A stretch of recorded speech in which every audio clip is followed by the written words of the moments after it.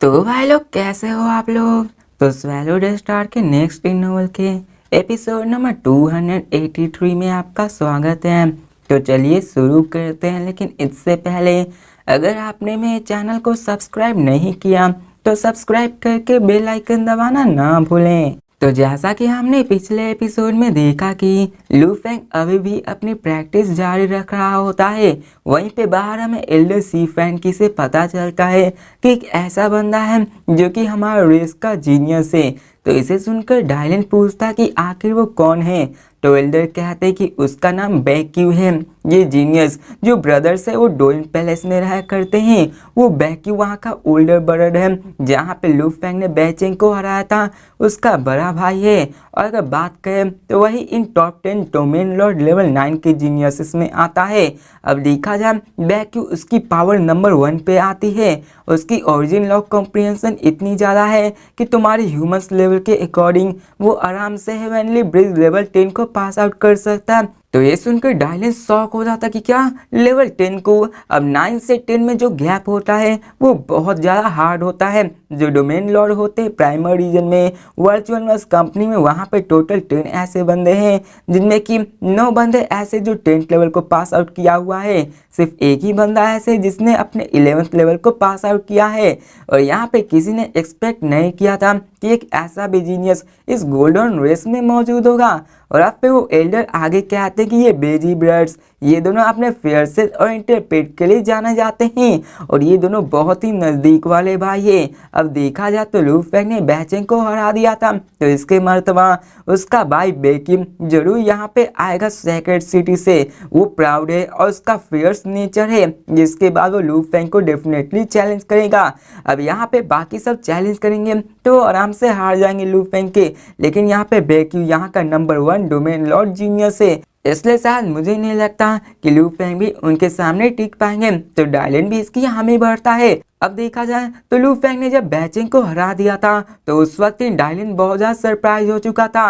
अब देखा जाए तो डायलन ने सीक्रेटली टूरैन एम्पर को भी इस मैच के बारे में बता दिया होता है। अब फिर डायलन सोच कि अगर मैजेस्टी बेक्यू से मिलेंगे तो वो जरूर हार जाएंगे, क्योंकि यहाँ पर जो डिफरेंस है वो बहुत ज़्यादा है और इतने कम समय में इतना ज़्यादा ट्रेनिंग नहीं किया जा सकता है। और अब फिर वो लोग बातें कर रहे होते लेकिन तभी उन्हें कुछ स्ट्रॉन्ग एनर्जी महसूस होती है। और जब एल्डर डायलन 5 सेक्टर और बंदा और कसना पीछे मुड़ कर देखते हैं तो वो सेक्रेट टावर से आ रहा होता है और वो सब ये देखकर शॉक हो जाते हैं। हमें दिखाया जाता है थोड़ी दूरी का, जहाँ पे मैजेस्टिक टावर जो कि 100 किलोमीटर लंबा होता है, उसमें से इनक्रेडिबल पावरफुल लॉ निकल रही होती है जो कि उस पूरे के पूरे एरिया में फैल रही होती है। वहाँ पे गोल्ड इनकार्विंग्स चारों तरफ सर्कुलेट होने लगती हैं और गोल्डन लाइट चारों तरफ निकलने लगती है और एक ही झटके में वो पूरा का गोल्ड टावर एक तरह से पावर लॉ एनर्जी से भर जाती है। फिर एल्डन डायलन की ओर देख के कहते हैं और यहाँ पे वो सीन को देखकर बहुत ही क्लियर थे कि ये यहाँ पे जो एनर्जी निकल रही है वो रॉ सोर्स से। अब यहाँ पे एक सेक्टर और बंदा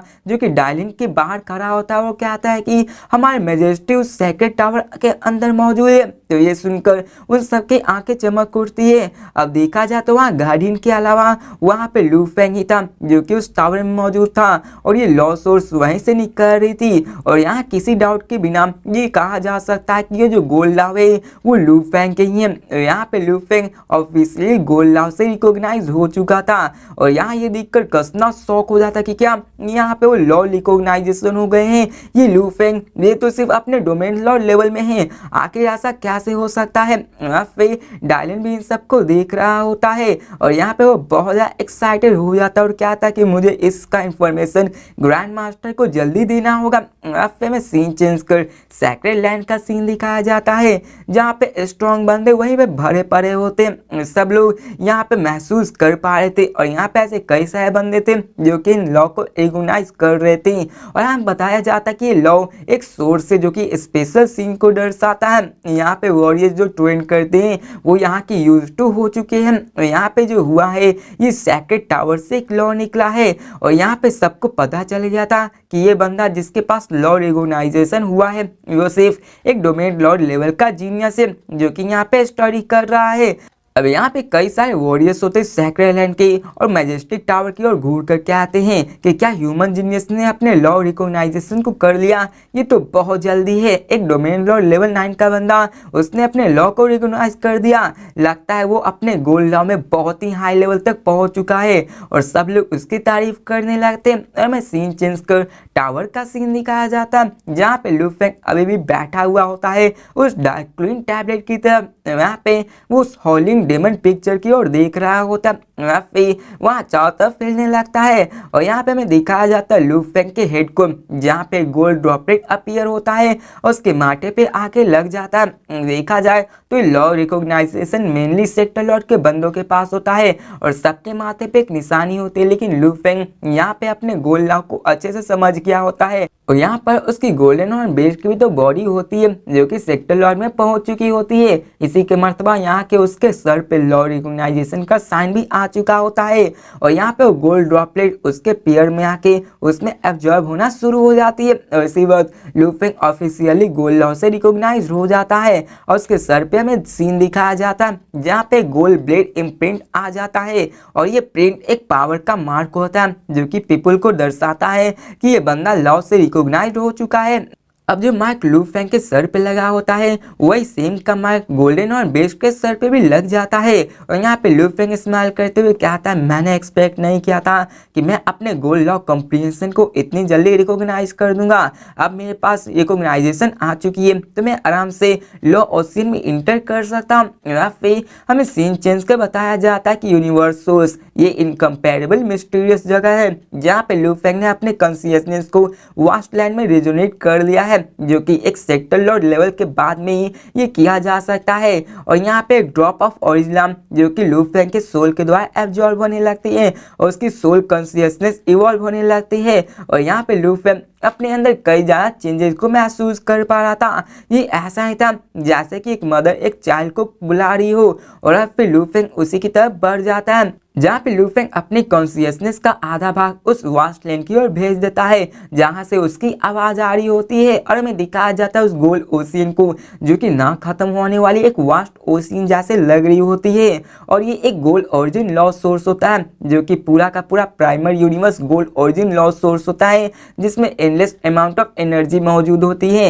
एक पावरफुल प्रेशर जो कि आराम से कई सारे वॉरियर्स को एक्सीड कर सकती है और लू फेंग लकली इसको इनकाउंटर कर लेता है। फिर लू फेंग कहता है कि मेरे पास अभी लॉ रिकॉग्नाइजेशन है और यहाँ पर मैं इस सभी ड्रॉप को एब्जॉर्ब कर सकता हूँ और फिर यहाँ पे लू फेंग की कॉन्शियसनेस उस ड्रॉप ऑफ ओरिजिन लॉ को कंस्टेंटली इवॉल्व करने लगती है और यहाँ पे उसकी एक पार्ट कॉन्शियसनेस वास्ट लैंड में होती है, वहीं पे थर्ड पार्ट उसके फाइनल कॉन्शियसनेस में होती है जो कि अपने सैक्रेड टैबलेट को स्टडी कर रही होती है और लू फेंग अपने सामने वाले टैबलेट को देख के कहता है कि मेरी कॉन्शियसनेस जब इस गोल्ड ओरिजिन लॉ रिकॉग्नाइजेशन कर ली है मेरी गोल्ड लॉ कॉम्प्रिहेंशन भी मेरे स्पेस लॉ के नज़दीक आ चुकी है, वो भी उसके जितना फास्ट हो चुकी है और यहाँ पे एक रिकॉग्नाइजेशन का मतलब है कि वो ऑलरेडी उसके हायर लेवल पे आ चुका है। और फिर यहाँ पे हमें लू फेंग को दिखाया जाता है जहाँ पे लू फेंग 20 दिनों की स्टडी कर चुका होता है। यहाँ पे लू फेंग कहता है कि मेरे पास अभी सेक्टर लॉ लेवल स्टडी है जो कि डोमेन लॉ लेवल से 100 टाइम ज़्यादा फास्ट है और मेरे पास अभी सैक्रेड टैबलेट से और मैं एक दिन का वर्क यहाँ पे डोमेन लॉर्ड्स के 100 सालों के बराबर है। मतलब ये हुआ कि 20 दिन का स्टडी 2000 के बराबर है।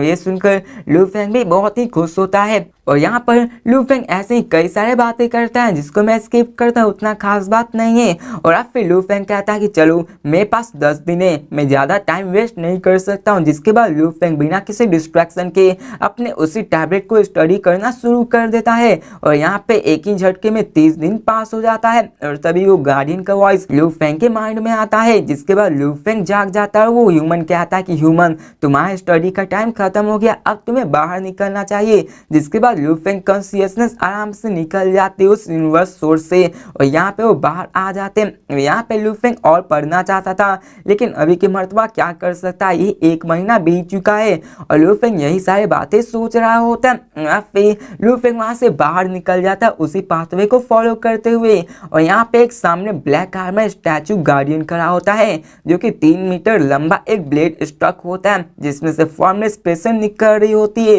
जो कि आराम से किसी पे प्रेशर बना के उसे अंदर जाने से रोक सकती है। और फिर दरवाजा खुलता है और अंदर से लाइट बाहर निकलता है, लू फेंग अंदर से आ जाता है। और यहाँ पे हमें दिखाया जाता है कि बाहर डायलिन 5 सेक्टर लॉर्ड के बंदे सी फैन की कसना सारे इंतजार कर रहे थे लू फेंग को।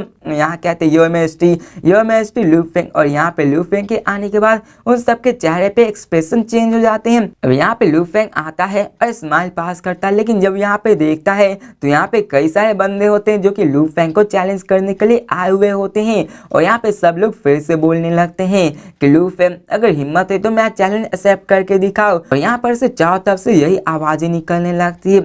और यहाँ में लू फेंग को दिखाया जाता है जो कि डायलिन की ओर जाता है और सबसे कम्युनिकेट करते हुए कहता है कि पहले हमें ट्रेनिंग क्वार्टर्स में रिटर्न करना चाहिए। एल्डर सी फैन की मैं यहाँ पे आप पे रिलाई करता हूँ कि आप इन लोगों को संभालिए। जिसके बाद लू फेंग डायलिन को लेके उस सेक्रेट टेबल टावर की ओर निकल जाता है, जहाँ पे अभी के मर्तबा वो थोड़ा सा थका हुआ भी लग रहा था। और अब फिर सीन चेंज कर ट्रेनिंग क्वार्टर्स का सीन दिखाया जाता है, जहाँ पे लू फेंग और उसका सारा ग्रुप आगे बढ़ जाता है और डोर में एंटर करता है। यहाँ पे लू फेंग कहता है डायलिन मैं यहाँ पे 30 दिनों तक पढ़ा हूँ, यहाँ पे उन सबको रिवाइज करना चाहता हूँ, इसलिए मैं अभी एक शांति कमरा चाहता हूँ जिसमें मैं स्टडी कर सकूँ। तो डायलिन कहता है कि जरूर आप ऐसा ही करिए। और यहाँ पे डायलिन सोचते हैं कि जब मैं यहाँ पे अनडाइंग बैंक नहीं था तो मैं भी यहाँ पे बहुत ज़्यादा मेहनत किया करता हूँ, लेकिन जबकि मैं अनडाइंग बैंक बन गया तो यहाँ पे मेरे पास इंटरनल लाइफ आ गई, जहाँ पे मुझे लाइफ स्पैन की कोई चिंता नहीं है। और यहाँ पर ऐसे कई सारे बंदे भी होते हैं उनके पास इटर्नल लाइफ हो जाती है, जिसके बाद उनका मोटिवेशन खत्म हो जाता है कि जब मेरे पास अनंत काल तक जिंदगी आ ही गई है तो आखिर में आराम से इसी के चलते ही यहाँ पे कई सारे अनडाइंग वही पीछे रह जाते हैं। और फिर में सीन चेंज के लू फेंग का सीन दिखाया जाता है जो अपने पैरों को क्रॉस करके रूम में ही बैठा होता है। और यहाँ पे लू फेंग ने अपने 19 सारे टैबलेट्स को याद करना शुरू कर दिया होता है और झटके से ही आधा महीना पास हो जाता है। लू फेंग अपने आंखों को खोलकर स्माइल पास करता है कि फाइनली मैंने अपने टैबलेट की स्टडी करना पूरा कर दिया है। अब यहाँ पे लू फेंग ने इन 30 दिनों के टाइम में लू फेंग ने सेक्टर लॉ लेवल के 8 सालों के बराबर कर दिया होता है। वहीं लू फेंग ने डोमेन लॉ लेवल में 3000 सालों के बराबर पढ़ लिया होता है। और लू फेंग के जन्म से अभी तक देखा जाए तो लू फेंग अभी तक 300 साल भी बूढ़ा नहीं हुआ होगा, लेकिन उसकी जो इम्प्रूवमेंट इन 30 दिनों में हुई है वो बहुत ज़्यादा हुई होती है। और यहाँ पे लू फेंग कहता है कि 9 यूनिवर्स प्राइमरी क्योर्स टैबलेट्स यहाँ पे उसको एक साथ पढ़ना बहुत ही ज़्यादा मुश्किल होता है। मैंने अभी तक रेन ड्रॉप्स के ट्विजर पिक्चर के 36 विंडोज को ही कंप्रीहेंड किया हुआ है। यहाँ पे टॉरेंट पिक्चर भी 22 ड्रॉप्स में, जो कि बहुत ज़्यादा 100 ऑफ टाइम्स ज़्यादा मुश्किल है। यहाँ पर मैं 30 दिनों के बाद भी मैं अपनी कॉम्प्रीहेंशन को इतना ला पाया हूँ कि मैं आराम से 9th लेवल हेवनली ब्रिज को पास आउट कर सकता हूँ। और पहले के मुकाबले जब लू फेंग उसमें नहीं गया था तो लू फेंग अभी 7th level of heavenly bridge को ही पास आउट कर सकता है। और अगर लू फेंग 108 ड्रॉप्स को कंप्रीहेंड कर सकता है तो उसकी पावर बहुत ज़्यादा बढ़ जाती है। यहाँ पे ऐसे ही करके लू फेंग कई सारे बातें करता है जो कि इतना इंपॉर्टेंट नहीं है, इसको मैं स्किप करता हूँ।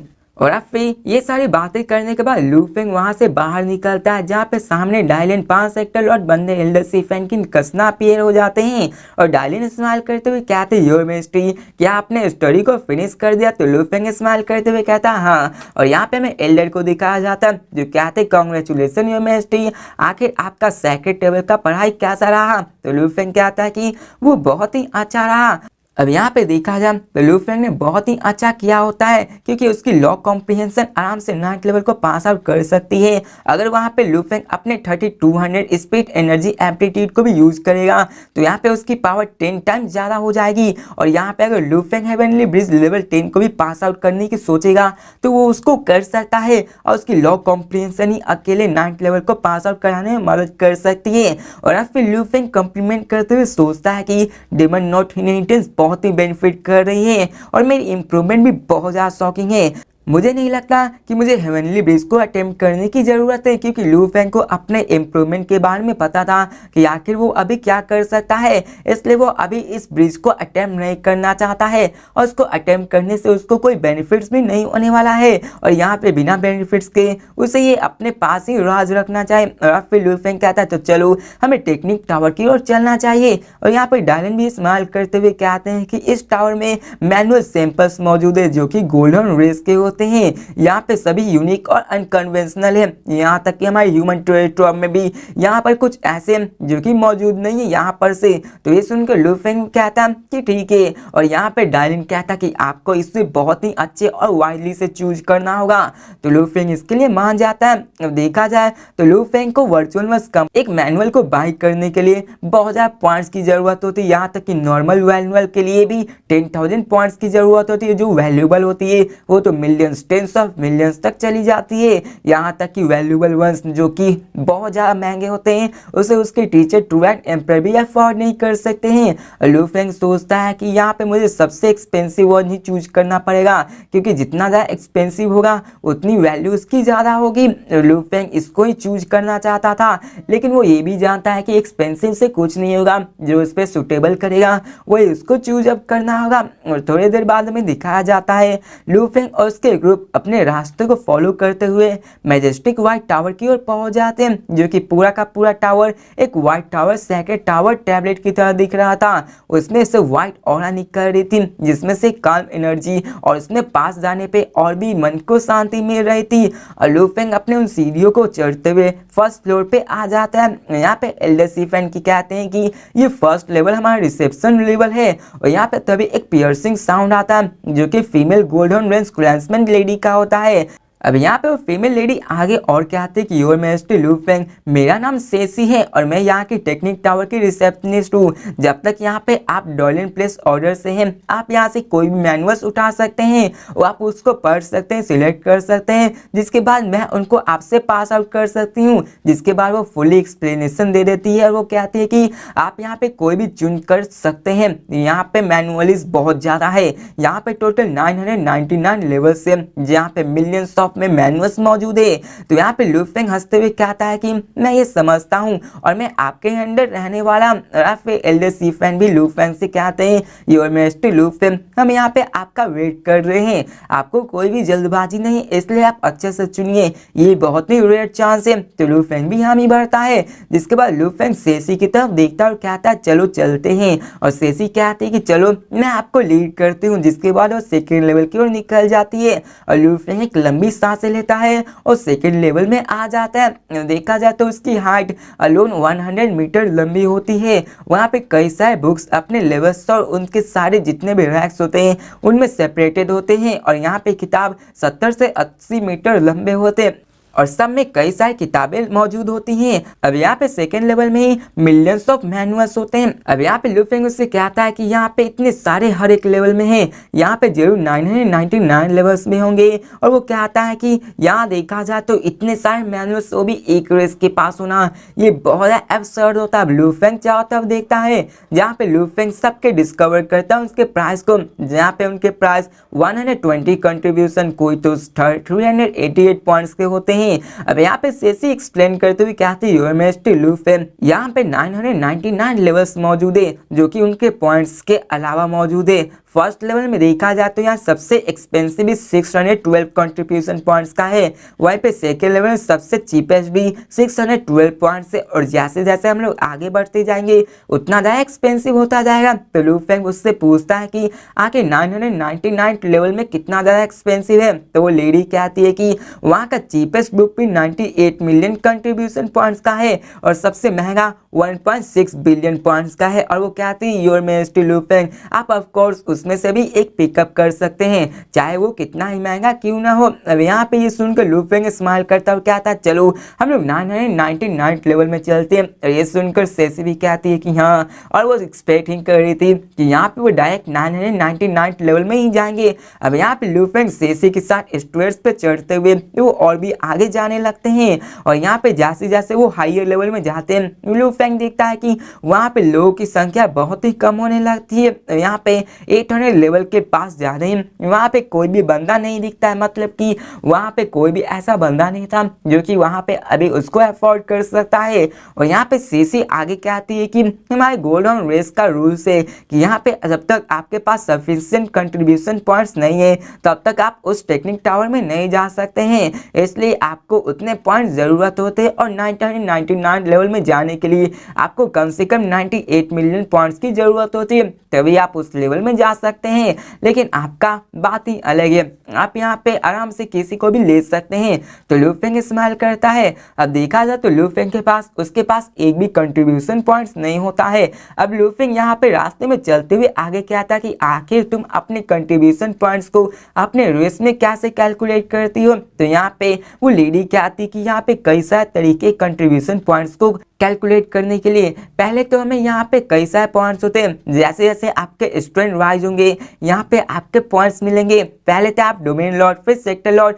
यहाँ तक कि अगर आप ब्रेक थ्रू करेंगे अंडरलाइन में तो आपको पॉइंट्स मिलेंगे। और यहाँ पे आपको आर्मी में भी मौका मिलेगा ज्वाइन करने के लिए, जहाँ पे आप बैटल करेंगे तो यहाँ पे आपको कंट्रीब्यूशन पॉइंट्स मिलेंगे।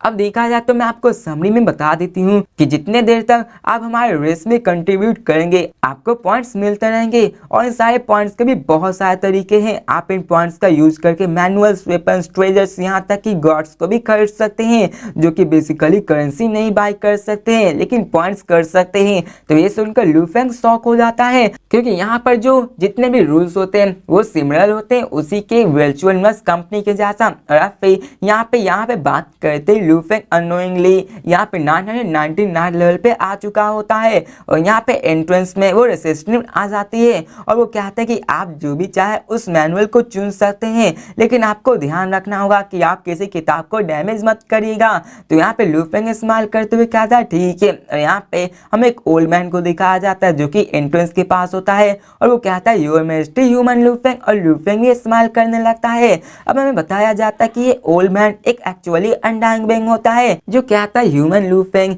यहाँ का पूरा 999 लेवल पे यहाँ इस टावर का हाईएस्ट लेवल है। और यहाँ पे सबसे मोस्ट वैल्यूएबल मैनुअल्स ही जमा किए गए हैं। और यहाँ पे टोटल 1,28,120 मैनुअल्स मौजूद है। इसलिए आप यहाँ चाहो तब देख सकते हैं और किसी एक को उठा सकते हैं। अब यहाँ पे उसी के बगल में सेसी भी होती है जो कहती है योर मैजेस्टी लू फेंग यहाँ के जितने भी मैनुअल्स के लेआउट से वहाँ पे उनके वैल्यू के मुताबिक उन पे रखे हुए हैं। यहाँ का सबसे ज़्यादा inner most area highest contribution का है। वहाँ पे कॉर्नर में आपको मोस्ट एक्सपेंसिव मैनुअल्स मिलेंगे जो कि इस 999 लेवल का है।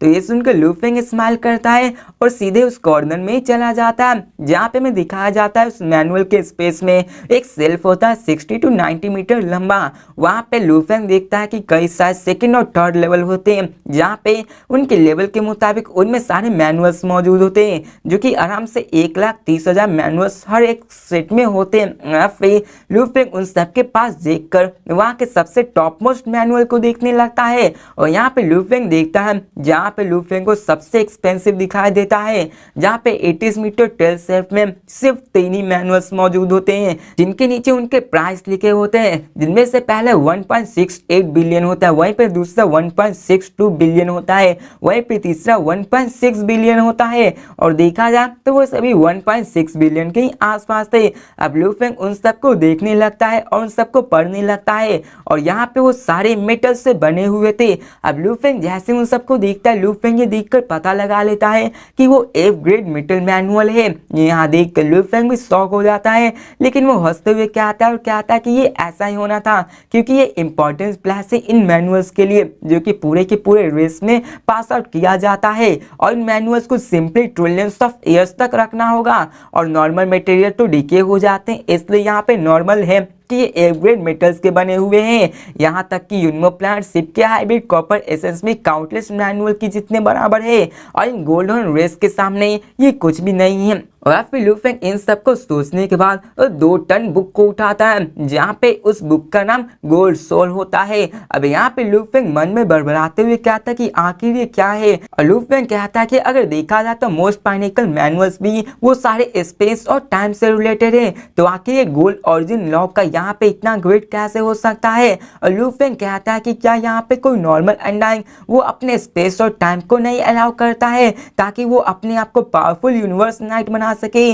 अब यहाँ पे लूफेंग ऐसे ही कई सारे बातें करता है, यहाँ पे वो इन सब के बारे में सोच रहा था कि सबसे टॉप मोस्ट पे तो स्पेस एंड टाइम का होना चाहिए था, लेकिन ये गोल ओरिजिन लॉ का है। अब यहाँ पे लूफेंग इन सब को सोचने के बाद उस मेटल बुक को ओपन करता है, उसको रीड करना स्टडी कर देता है, जिसका नाम गोल्ड सोल होता है। तो भाई लोग इसी के साथ ये वीडियो भी खत्म होती है। तो मिलते हैं नेक्स्ट वीडियो में और देखते हैं कि आगे इस किताब में क्या होता है। क्या लूफेंग इस किताब को चूज करने वाला है या फिर लूफेंग किसी और बुक को चूज करने वाला, लूफेंग एक्सपेंसिव वाला करने वाला है या फिर सस्ता वाला करने वाला। तो मिलते हैं नेक्स्ट वीडियो में, तब तक के लिए बाय।